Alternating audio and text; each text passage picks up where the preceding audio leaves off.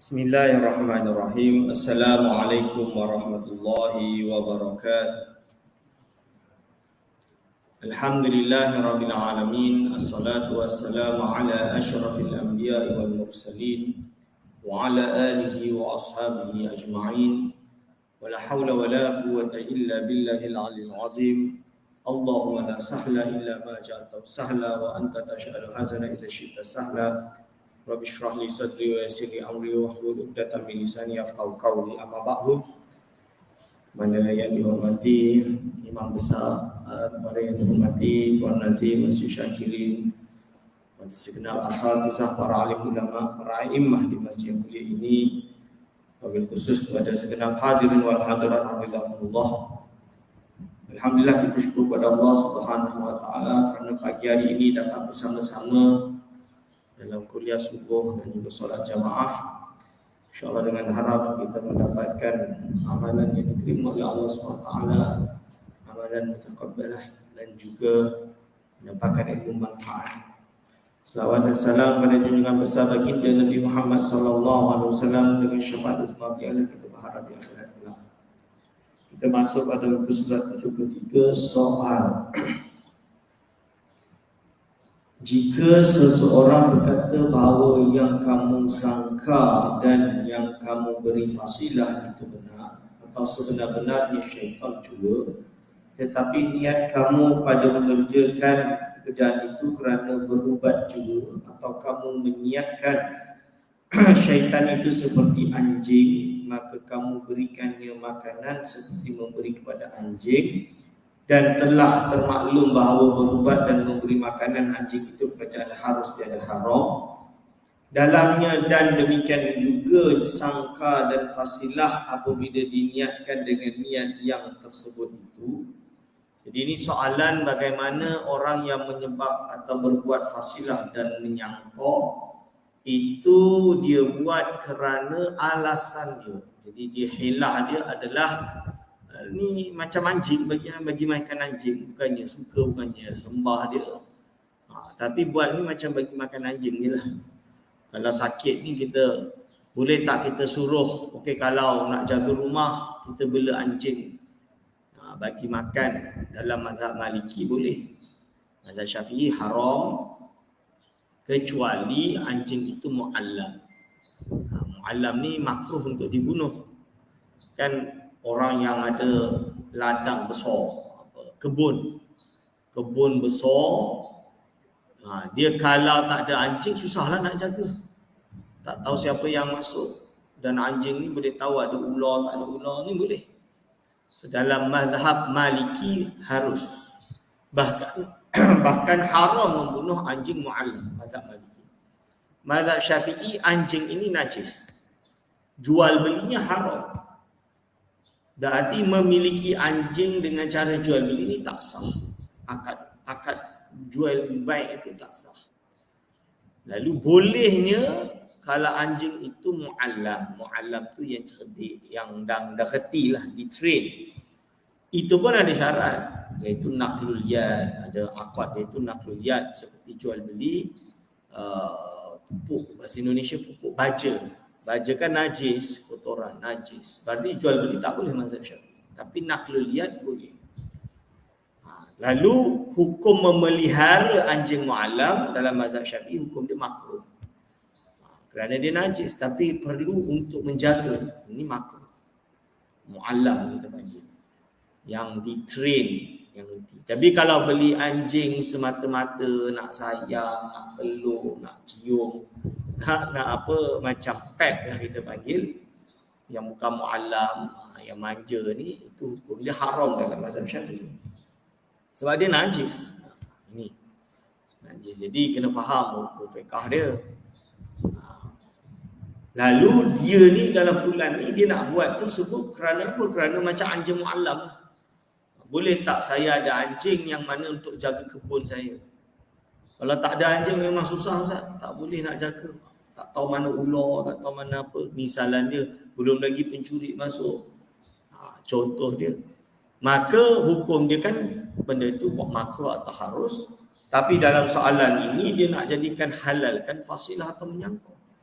Maka Syekh Arsyad Al-Banjari jawab dia, niat yang demikian itu sekali-kali tiada memberi faedah.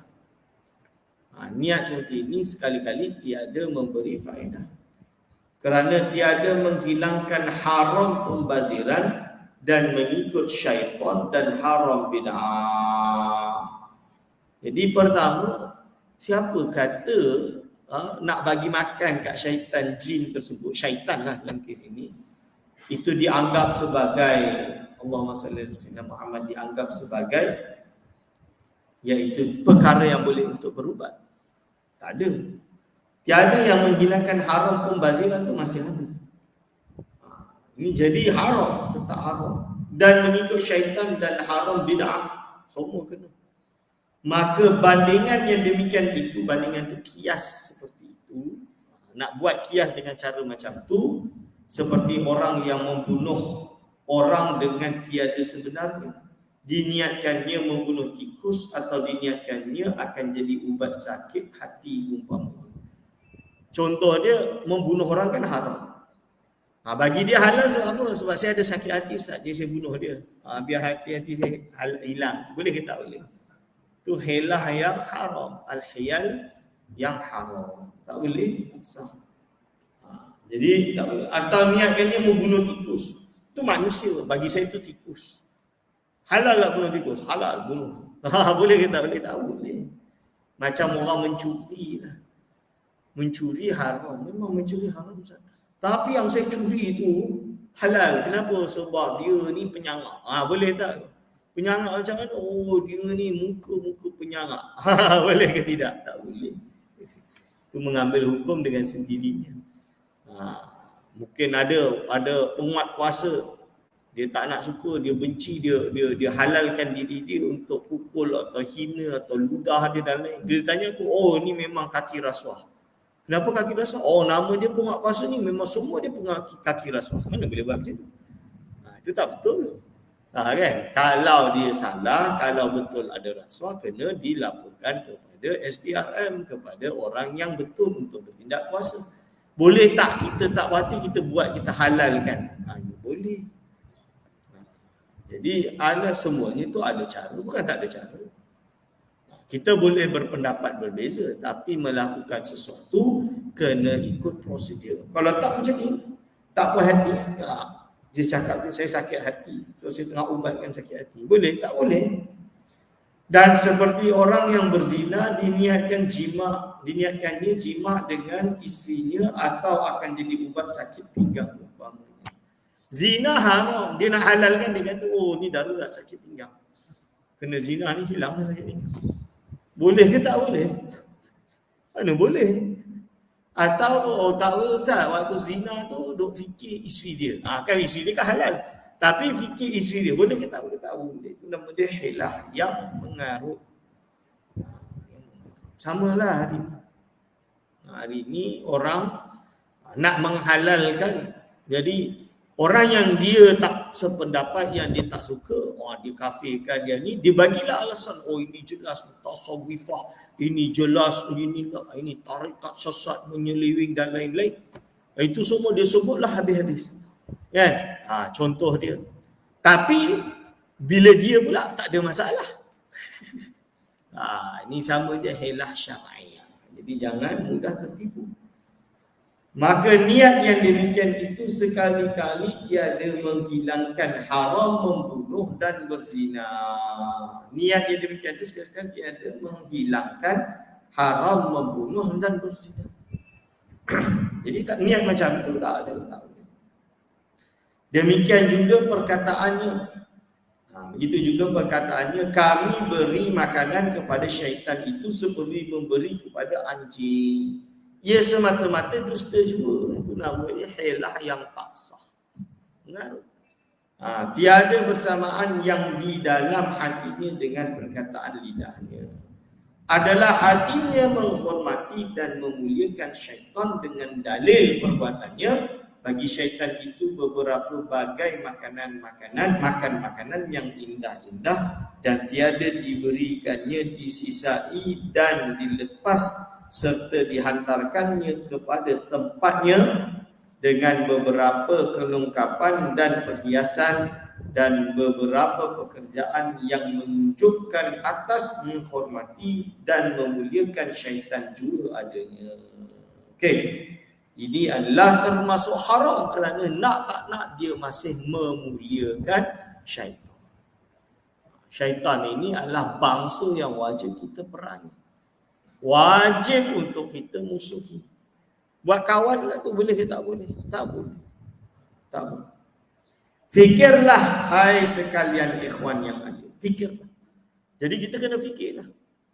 Cuba fikir betul-betul. Adakah yang seperti demikian itu memberi makan anjing? Tiada jua makanan yang diberikan kepada anjing pada ghalib melainkan makanan yang hina, lagi sisa-sisa dan diberikan pada sebarang tempat atas kelakuan yang tiada memuliakan. Demikian juga sangka dan fasilah itu sekali-kali tiada patut dinamai ubat pada adat. Fasilah ni tak boleh dinamakan ubat. Duk bagi apa? Kita panggil ialah bagi makan dekat roh dan lain-lain, ini bukan namanya ubat. Istimewa pula pada syarak. Ejak baca di mana? Ubat pada adat. Secara adat tidak. Yang boleh tu hukum adat. Hukum adat tu macam saya katalah. Yang namanya sakit batuk, adatnya minum ubat batuk, cap ibu dan anak bolehlah legakan sikit. Misalan dia. Itu hukum adat. Itu bolehlah. Adatnya memang macam tu. Boleh tak dia tak terjadi? Boleh. Tapi biasanya boleh Ustaz. Tak apa-apa. Tak ada masalah. Macam orang sakit masuk hospital. Adatnya nama dia sakit masuk hospital. Adatnya dapat kesembuhan. Bukanlah hospital tu menyembuhkan. Adatnya. Tiba-tiba ni tak bukan adat. Dia kata adatnya pula. Fasilah tu boleh menyembuhkan. Tak boleh. Tak betul. Sebab itu jangan percaya dengan bomoh-bomoh. Ngarut dia banyak. Istimewa pula pada syarak. Lebih-lebih lagi syarak lah maksudnya. Hanya yang dinamai ubat pada adat iaitu barang yang dikenakan pada badan orang yang diubati dengan dimakannya atau diminumnya atau dibedakkan atau disembuhkan atau barang sebagainya serta memeliharakan yang patut pada tabiat badan orang yang diubati pada dinginnya atau hangat. Jadi yang biasa yang boleh untuk berubat lebih kurang macam itulah. Kalau yang biasa seperti kita ambil air panas, bukan air panas lah, tuang masukkan dalam bungkus panas, letak dekat tempat sakit, itu adatnya boleh melegakan sakit adatnya. Itu betul. Ubat baru betul. Ini bagi buat menyangkau untuk sembuhkan sakit. Tak betul. Hari ini orang ada sakit apa misalnya dia. Orang ada sakit batuk. Okey, ini kena buang sial. Boleh ke tak boleh? Tak betul. Contoh yang kita haramkan, saya tak tahu proses dia macam mana, tapi yang saya dengar-dengar dari kecil nama dia semarak padi. Betul ke semarak padi tu? Kita kena semangatkan padi tu untuk tumbuh besar. Kalau adatnya lah yang namanya padi tumbuh, sebab daerah dia ada air dekat sawah tersebut dengan jumlah air tertentu, bila ditanam dan waktu itu adalah terbit matahari terik, pada waktu maka akan menghasilkan padi, beras padi. Tiba-tiba fulan ini tak boleh ni kena semarak padi. Apa hubungannya dok sepuja padi tersebut untuk boleh tumbuhkan padi? Tak ada, secara adat tak ada. Bukti dia simple macam ni lah. Kira-kira lah kalau kita pergi ke negara Arab, dia buat yang sama ke untuk padi itu tumbuh? Kira-kira lah kita pergi, hari ni kita pergi China kan, pergi Indonesia kan, buat yang sama ke untuk padi itu tumbuh? Tak juga. Kan, betul tak? Tak juga.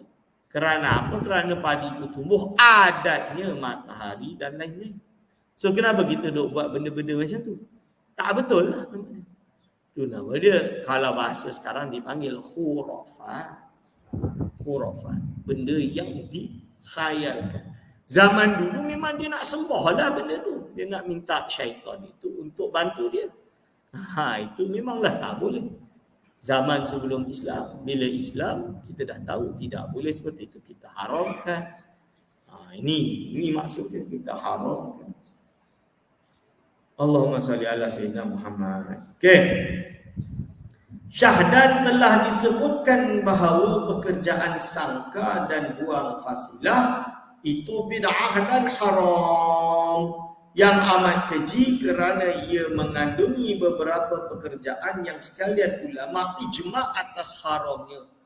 Ini benda yang ulama dah ijma' sembah syaitan ini haram. Sembah syaitan ini haram. Contoh yang paling mudah, mu'alif ataupun Syekh Arsyad Banjari ini adalah orang yang mengislamkan daerah atau tanah Banjar. Banjarmasin, Al-Banjari. Tuan-tuan pergi dekat sana, alhamdulillah Kalimantan banyak orang Islam tu dekat Banjar. Dan Banjar ini saya tak pernah pergilah. Saya nak pergi, tak pernah pergi lagi. Saya berlama duduk Indonesia, tak pernah pergi Banjar. Tapi menurut kawan-kawan saya, kawan-kawan belajar yang asal dari Banjar, di pondok ataupun kawan-kawan yang pergi ke sana dakwah, kiai yang pergi ke sana ceramah, dia dah kabur dah kat Banjar ini Islam dia kuat. Pakai baju putih, kopiah putih. Orang Islam yang beramal ni memang betul-betul kuat. Jamaah dia kuat, ibadah dia kuat. Kalau dekat makam Syekh Arsyad Banjari tu, sepanjang makam tu penuh. Kalau haul dia tu penuh orang untuk datang. Menunjukkan beliau berhasil mengislamkan di Banjar. Walaupun kita tahu di Kalimantan ini ada banyak kaum-kaum yang sebelum Islam yang masih ada sampai hari ini yang memang mereka bukan Islam dan menyembah roh misalnya. Contoh dia di Kalimantan itu ada kaum Dayak yang memang dia duduk dekat gunung, duduk dekat hutan. Pernah satu kisah, bukan kisah lah, ini fakta, konflik berdarah orang Madura di Sampit namanya, Sampit. Itu yang berperang orang Madura dari Pulau Madura datang jadi pendatang di daerah Sampit, bergaduh dengan Dayak, Dayak datang bunuh semua orang Madura. Itu cerita dia. Dan dia dah tak peduli hukum hakam dah, tak peduli konun dah, undang-undang dah, turun bunuh semua. Bukan nak kata siapa betul siapa salah, tapi intinya memang orang Dayak di sana yang bukan Islam lah. Memang kita tahu mereka menyembah roh dan lain-lain. Begitu juga di daerah-daerah Kalimantan ini banyak lagi yang masih berkepercayaan animisme. Contoh dia, amalan ini adalah datang daripada amanisme ini. Dibawa apabila Islam datang, diteruskan oleh beberapa orang yang terpengaruh dengan amanisme. Kita tolaklah. So kalau nak ziarah kubur, kena ziarah kubur cara Islami. Pergi, duduk, ziarah, hadiahkan Fatihah kepada sahibul maqbarah. Assalamualaikum ya ahyal ahlal kubur. Contoh dia kan. Ini dan lain-lain. Ini cara yang betul apabila orang berziarah ke kubur. Bukan dengan bawa pulut kuning, kalau bawa pulut kuning sebab nak makan, tak ada masalah. Nak makan sama kita. Kenapa mesti pulut kuning? Saya suka pulut kuning. Nak buat macam ni Ustaz? Itu lain lah. Itu bukan. Jangan jadi orang bila tengok pergi kubur bawa pulut kuning ni, ini dia nak sembah kubur. Taklah, ni makanan aku lah. Tak boleh. Kenapa kena kuning? Lah, tak boleh ke masak pulut kuning? Itu dah makanan tradisi. Bisalah dia. Itu tak ada masalah. Makan. Tak boleh kata kenapa kena kuning. Itu tak boleh. Kita mengandaikan, kita menjudge dia buat perkara tersebut untuk perkara lain. Mana boleh, kita tak tahu hati orang. Macam hari ni lah. Imam ni batin dia kerana apa? Kerana dia mesti percaya kepada ni, kepada tu. Mana kau tahu? Tak adalah. Biasanya orang macam ni percaya kepada tu. Boleh ke tak? Mana boleh. Kan? Mana boleh kita lazimkan. Samalah dengan kes ini. Jadi, kalau dia bukan untuk dia sembah, bukan untuk dia letak pisang tu dekat kubur, tak boleh lah. Dia tak boleh tuduh dia. Kan? Dia untuk makan mungkin. Tapi dia datang situ tujuannya apa? Dia duduk, baca Fatihah, baca Yasin. Itu tak ada masalah. Iqra'u Yasin ala mautaku. Kalau susah sangat, kaul ulama kata boleh selesai lah. Ini contoh dia. Okey.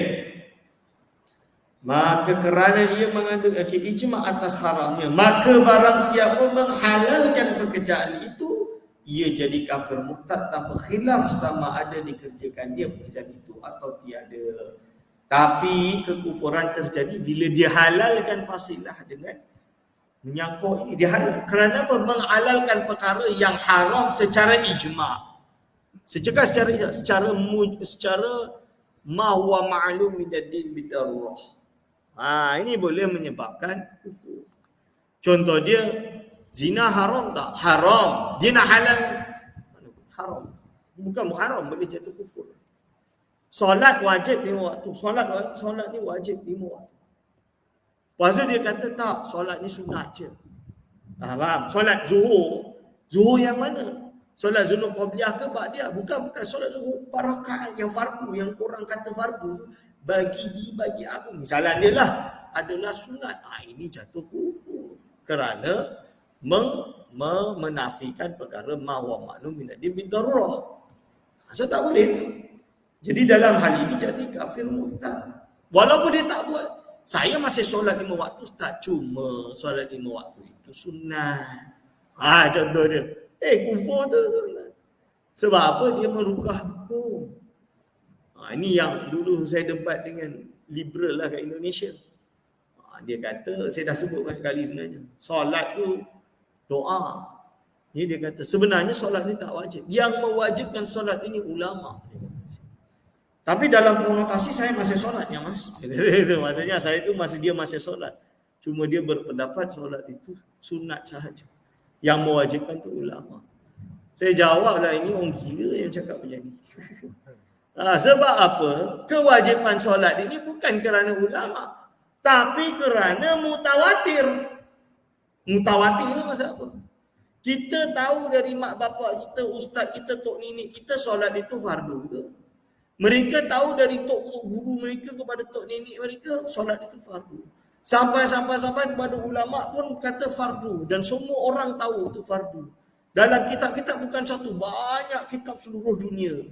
Sampailah kepada para sahabat, dan para sahabat semua sepakat bahawa solat 5 waktu itu fardu. Sampai kepada Rasulullah SAW. Kenapa? Kerana mereka menyaksikan Rasulullah SAW melakukan solat 5 waktu dan mengatakan solat 5 waktu itu fardu. Dalil solat 5 waktu itu apa? Dah memang mutawatir secara maklum min ad-din bidarurah. Mutawatir ni adalah perkara yang tak mungkin orang sepakat untuk mendustakannya. Contohlah. Saya tak pernah pergi Moskow. Moskow ada ke tak ada? Ada lah Ustaz. Aku tak pernah pergi, aku tak pernah tengok, aku tak percaya. Mana boleh? Ustaz lah orang gila lah, tak percaya. Betul ke tidak? Tuan-tuan mesti kata saya ni orang gila, tak percaya adanya Moskow. Tapi sabitnya Moskow itu mutawatir. Walaupun saya tak pernah pergi, tak ada orang nak mendustakannya. Tidak mungkin bersama-sama kita semua satu dunia ni sepakat kata kat Ustaz Aiman ada Moskow, padahal tak ada. Boleh tak? Tak logik. Impossible. Bagaimana mungkin para sahabat waktu itu sepakat untuk kata solat fardu itu fardu, padahal Rasul tidak? Mana mungkin? Kerana memang solat 5 waktu itu fardu, rukun, wajib. Solat 5 waktu itu fardu, rukun, wajib. Tak boleh nak tukar hukum tu, takkan boleh. Tiba-tiba datang hari ni buat teori. Tak ada hadis. Saya baca hadis Quran. Quran kata aqimus solah itu doa. Beda maaf. Apa lagi? Banyak lagi. Hadis ada tak hadis mutawatir yang kata as-salatul khamsah, as-salatul maktubah al-khamsah faridatun ala kulli muslimin macam ni. Ini jelas. Yang tu ada, tak ada, tak jumpa pun. Berarti ulama yang mewajibkan. Ini bahaya orang yang cakap macam ni. Tak betul. Dia tak faham konsep usul fiqh, dia tak faham konsep hukum hakam. Ada pula golongan di Indonesia dipanggil, saya lupa nama dia, tapi dia lembaga dakwah macam tu lah, lebih kurang.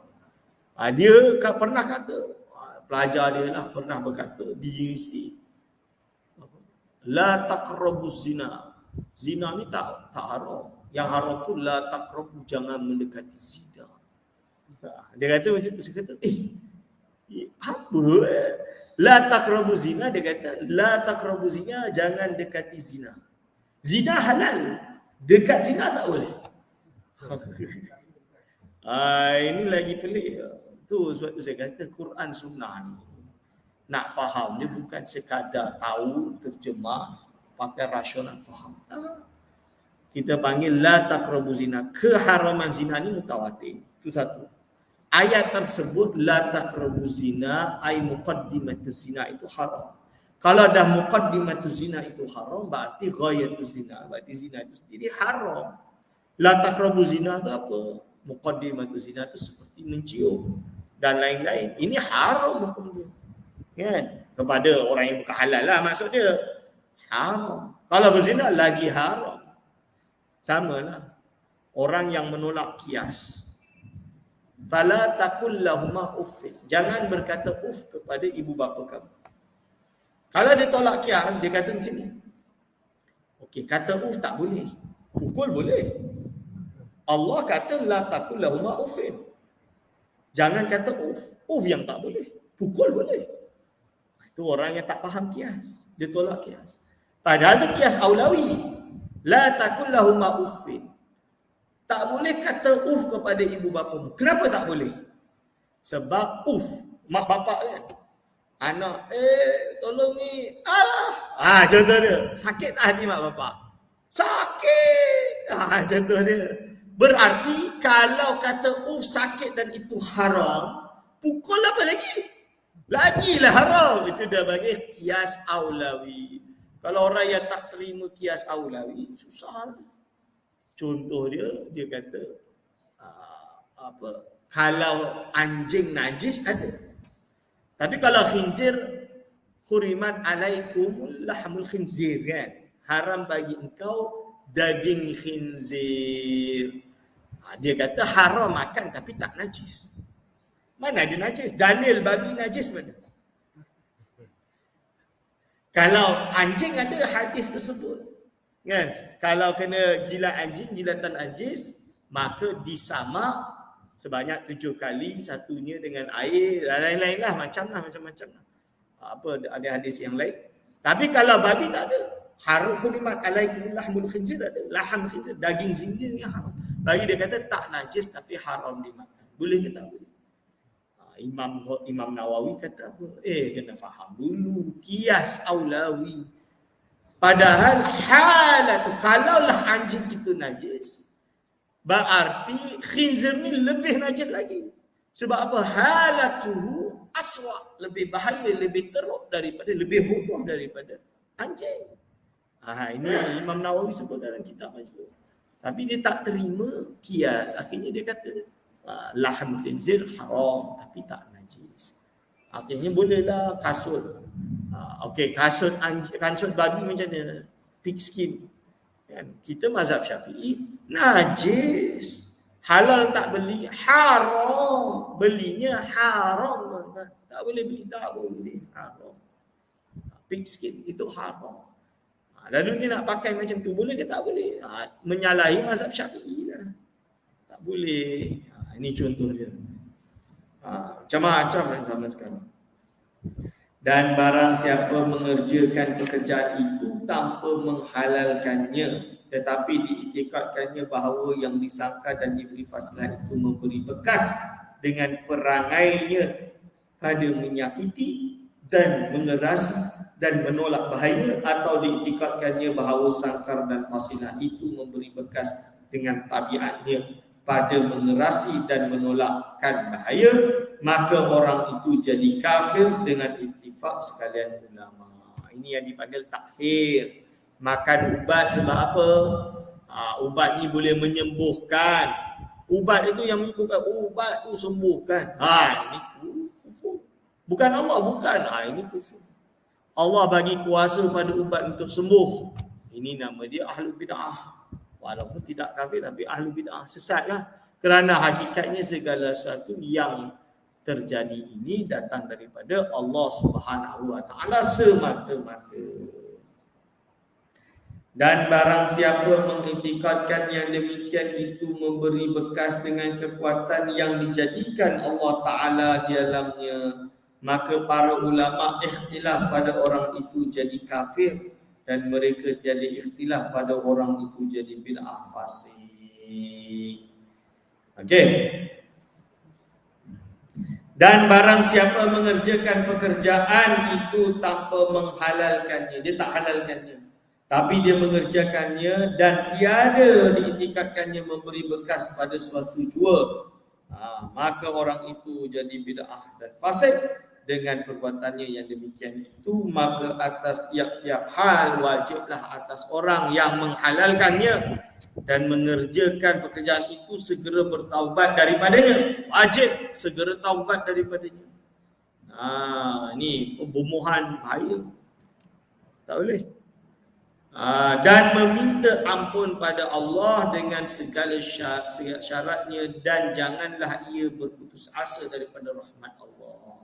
Pintu taubat masih terbuka. Wala taqnatu min rahmatillah. La taqnatu min rahmatillah. Daripada rahmat Allah, kerana Allah Ta'ala maha mengampuni akan dosa hambanya. Firman Allah Ta'ala, la taqnatu min rahmatillah, innallaha yaghfiru dzunuba jami'a. Ini masalah. Iaitu jangan kamu putus asa daripada rahmat Allah Ta'ala, kerana bahawasanya Allah Ta'ala itu mengampuni segala dosa. Sebab itu Al-Imam Syekh, siapa namanya? Syekh Abdul Samad Al-Falimbari di dalam kitab Hidayatus Salikin tentang perbahasan melaknat sesama manusia. Melaknat orang yang bukan Islam macam mana? Dia kata, kita tidak melaknat dari segi apa? Harapan, la taqnatu min rahmatillah. Siapa tahu dia yang bukan Islam ini masuk Islam. Dengan akhlak dan adab kita lah. Apabila kita bersama mereka, tak adalah contoh dia nak jumpa orang yang bukan Islam dekat Malaysia. Kapiak. Contoh dia tak boleh lah macam tu. Itu bukan benar, tak boleh. Dalam mazhab Hanafi, kalau ada orang kafir kita panggil ya kafir, boleh ke tak? Tak boleh. Kerana apa? Kerana takut kafir zimmi, syarat dia kafir zimmi. Tak nak kita itu hidup dalam negara pertikaian antara kafir zimmi dengan orang Islam. Walaupun dia kafir zimmi lah, tapi tak boleh menyafaskan sesuatu untuk menyakiti orang yang bukan Islam. Kerana apa? Menurut Syekh Abdul Samad Al-Falimbari, la taqnatu min rahmatillah. Kita berharap dengan akhlak kita, kebaikan kita kepada mereka, memberi contoh sehingga mereka masuk Islam. Kita melawan kekufuran, kita tak melawan manusia kulit dia, zat dia. Ini. Jadi kalau ada orang yang salah, kita jangan benci, kerana hakikatnya yang jahat itu perbuatan tersebut, bukan zat dia. Ini cara kita kena bijak dalam berdakwah. Itu dia tuan-tuan.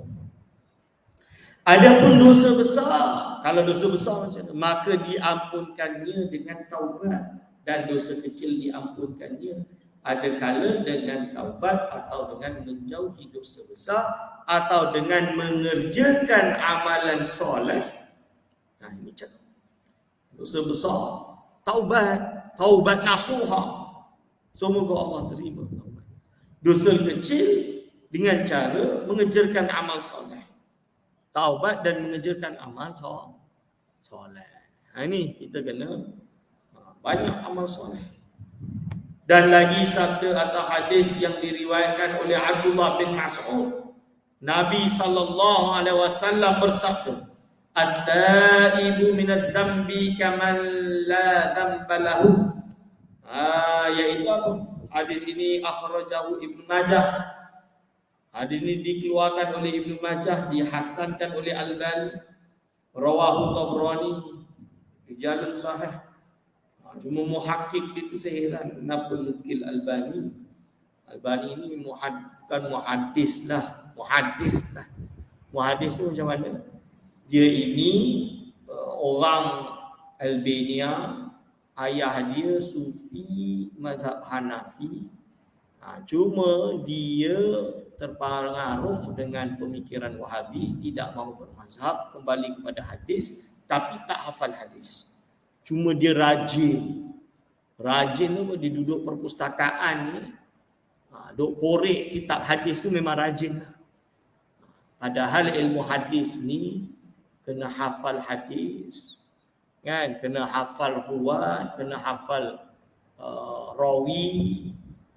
Jadi Imam Suyuti ni hafal 200,000 hadis ke atas. Itu Imam Suyuti. Al-Imam yang terakhir Al-Hafiz Ahmad bin Siddiq Al-Ghumari, dia hafal Kutubut Tis'ah. 9 kitab tu hadis tu dia hafal. Masya Allah. Terakhir meninggal tahun 1960. Dia hafal. Sehingga kan hadis tu dia dengar je dia boleh tahu ni macam ni. Dia takhrij terus. Tapi Albani tidak, dia tidak muhaddis. Dia hanya ittila, muttala', membaca kitab hadis lalu memberi penilaian, tapi tidak ada usul fiqh, tidak ada apa, sehingga dia keluarkan fatwa di dalam solat tarawih. Siapa yang solat tarawih lebih daripada 13 rakaat, 8 3 witir, bid'ah, sesat, salah lah, haram. Bagi dia berpendapat seperti itu. Keluar fatwa dia dalam kitab dia yang tentang tarawih. Dia ada satu kitab dia. Tapi itulah saya heran muhakkik ni kenapa nukil Albani ditolak.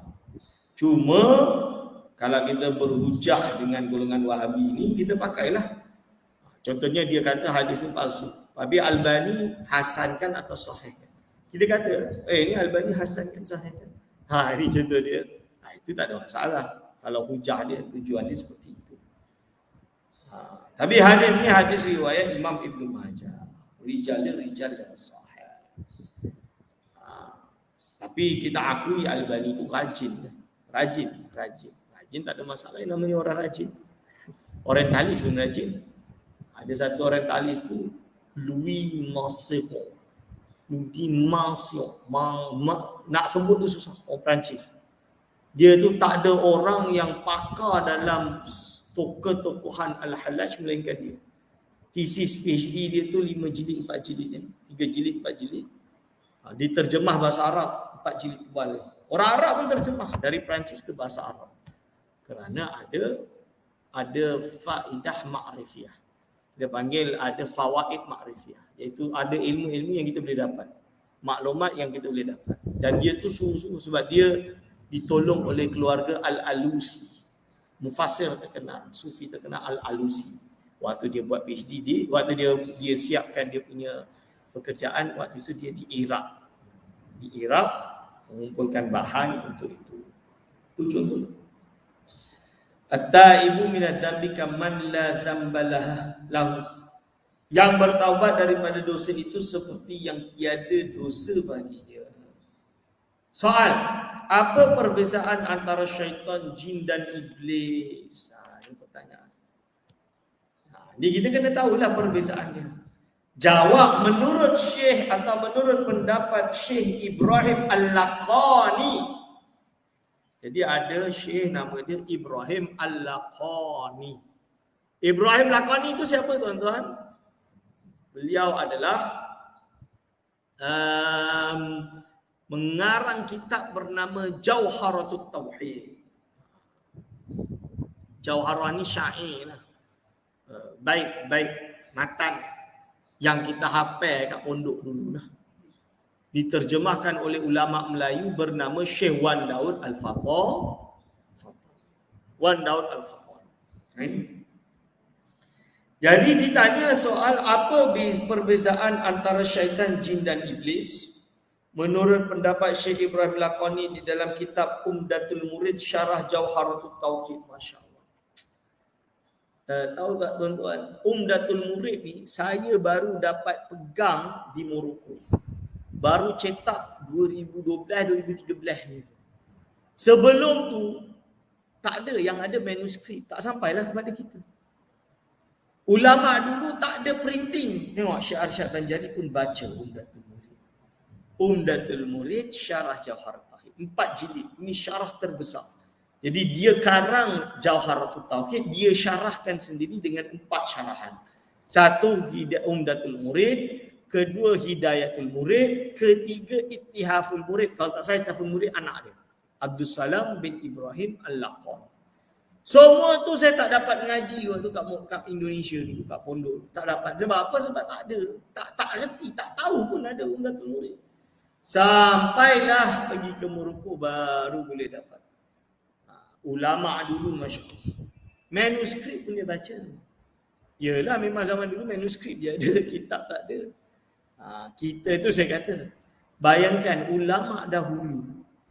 Orang Patanikah, Acehkah, Jawakah, Kelantankah, Kedahkah, Melayukah, mereka semua bersatu dan tak ada masalah. Berbeza bahasa daerah, tapi satu dalam bahasa Melayu dan bahasa Arab waktu di sana. Orang Aceh tulis bahasa Melayu walaupun ada bahasa Aceh, tetap tulis bahasa Melayu. Orang Fatani tulis bahasa Melayu. Datang orang Madura tulis bahasa Melayu. Semua tulis. Hari ini kita dah merdeka dengan modernnya. Ulama yang ada dekat Jawa tak kenal ulama yang dekat Patani. Ulama yang dekat Patani tak kenal ulama yang ada dekat Jawa. Misalnya. Ini masalah kita pada hari ini. Kita dah jauh dengan ilmu. Naqal daripada Burhan Al-Halabi bahawa jin dan syaitan itu daripada anak cucu iblis yang dilaknati. Yang Islam daripada mereka itu dinamai jin, dan yang kafir daripada mereka itu dinamai syaitan. Jadi yang kafir itu dipanggil syaitan, yang Islam dipanggil jin, menurut satu pendapat.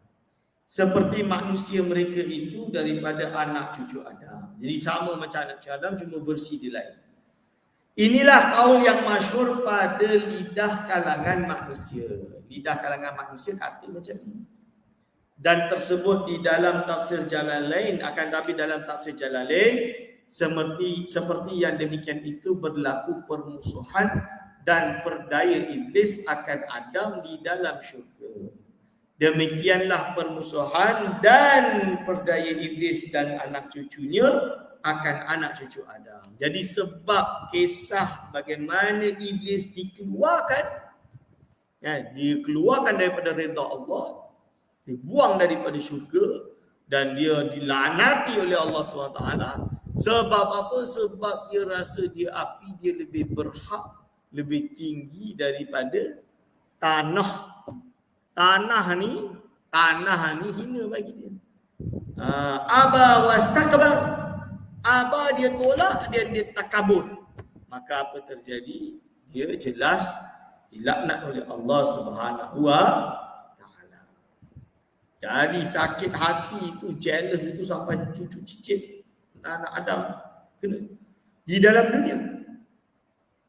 Kata setengah ulama, jin itu lain daripada syaitan kerana jin itu setengah mereka mukmin dan setengah mereka kafir. Dan lagi mereka itu mati dan syaitan itu sekaliannya kafir. Tiada seorang jua pun yang mukmin dan mereka itu tiada mati melainkan serta iblis jua. Kata Wahab bin Munabbih, jin itu ada beberapa jenis. Setengah mereka itu makan dan minum dan bernikah dan beranak. Jadi jin ni ada berapa jenis? Ada yang makan, minum, bernikah dan beranak. Dan setengah mereka itu tiada makan dan tiada minum dan tiada bernikah. Kata setengah ulama, jin itu dua kuah. Suatu kuah mereka makan seperti manusia dan suatu kuah mereka makan dengan mencium jua. Itulah yang disebut di dalam kitab Umdatul Murid. Ini perbahasan jin dan iblis. Kita iktifakkan sekadar ini. InsyaAllah pukul 7.20 kita sambung pada minggu hadapan. Masih ada insyaAllah. Aqulu qawli hadza astaghfirullah wa lakum. Wassalamualaikum warahmatullahi wabarakatuh.